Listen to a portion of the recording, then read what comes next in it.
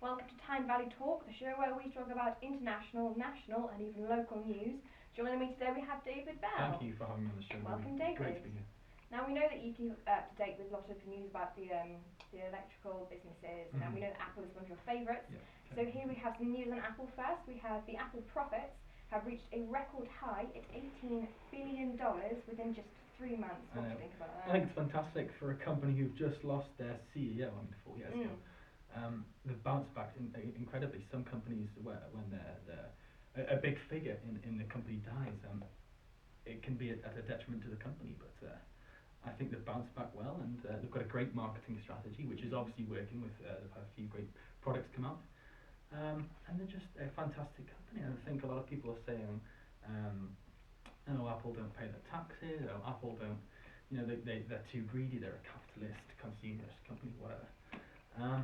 I think, go on Apple. They've obviously worked for this market share, and I think they've done a great job. And quite frankly, I love the products. So brilliant for them, brilliant for us as well, because they play such an integral part. They do. Within devices and stuff, and they they're do. so it's huge. It's humongous. In fact, I know for a fact Coca-Cola have the 76th biggest economy in the world. So, knowing Apple's net profit and the fact that they're the most wealthy company in the world, I'm sure their economy is massive. Very good, of course.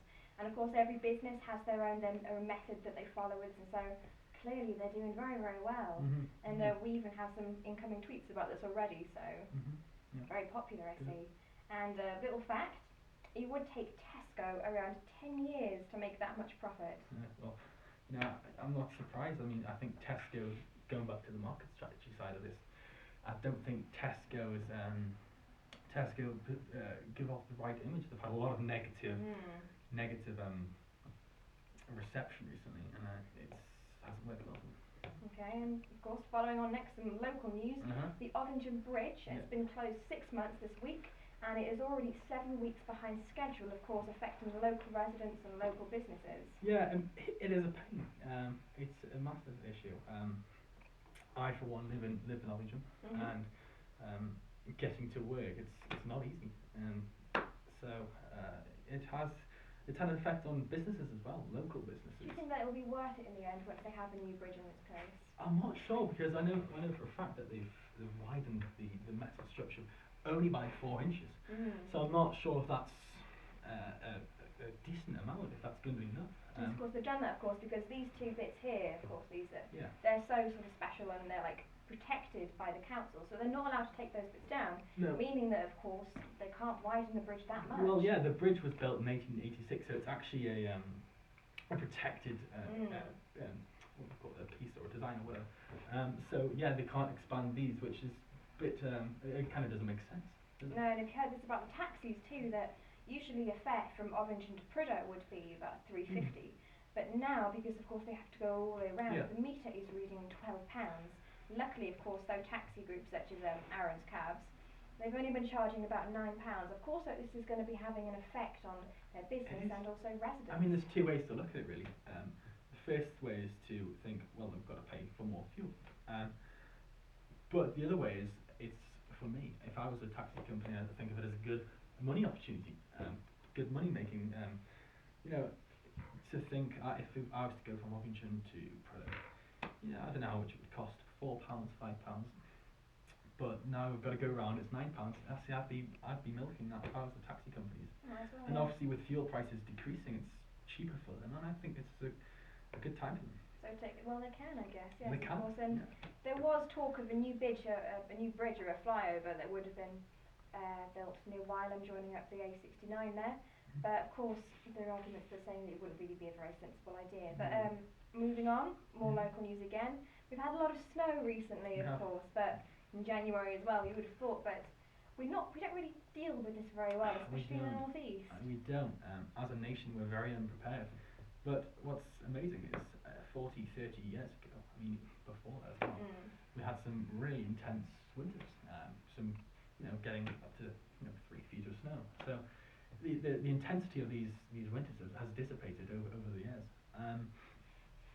And so we've kind of got into this mindset where every year will be okay, there won't be any snow, but when it does come to snow, we're unprepared, we don't have enough gritters,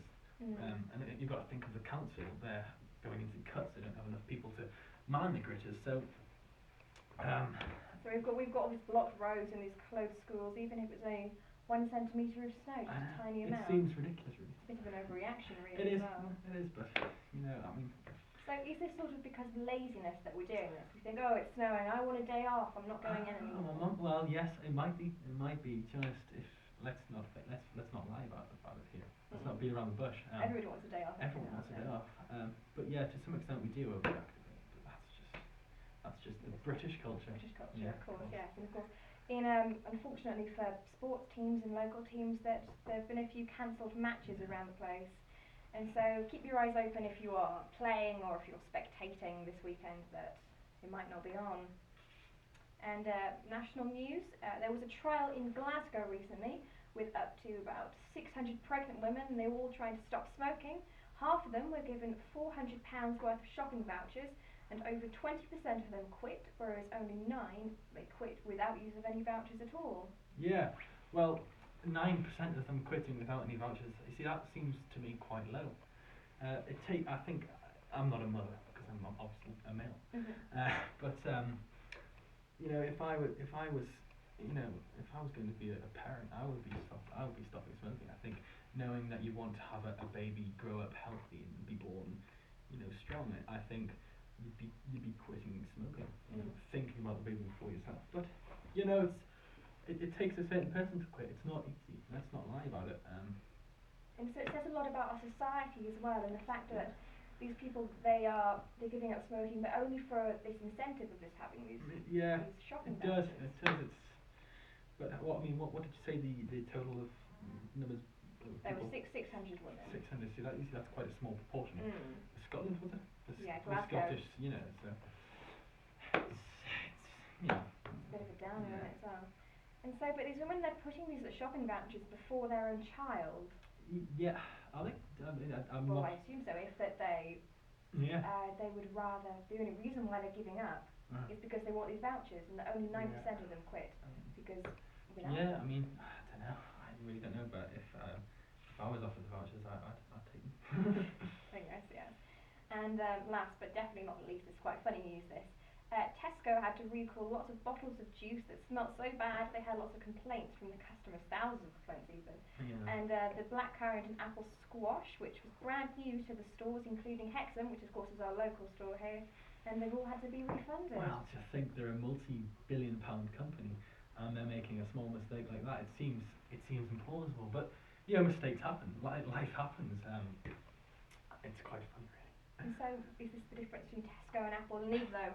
Of course, they deal in very different brands. They do, but again, they're just rolling off a product to make money at the end of the day. And yes, I think it is. There's a certain quality about Apple that you don't get with Tesco. I mean, you walk into an Apple store, and immediately you're hit by this strong sense of design quality. You know, it's a cathedral of, it's fantastic, really. You walk into a Tesco, I know it's a different environment, it's a different sort of product or something, but you know, you walk into, it's like the difference between Tesco and Waitrose.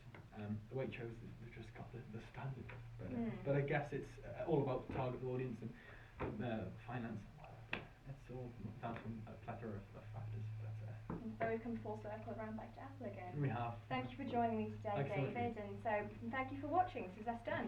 Thank you.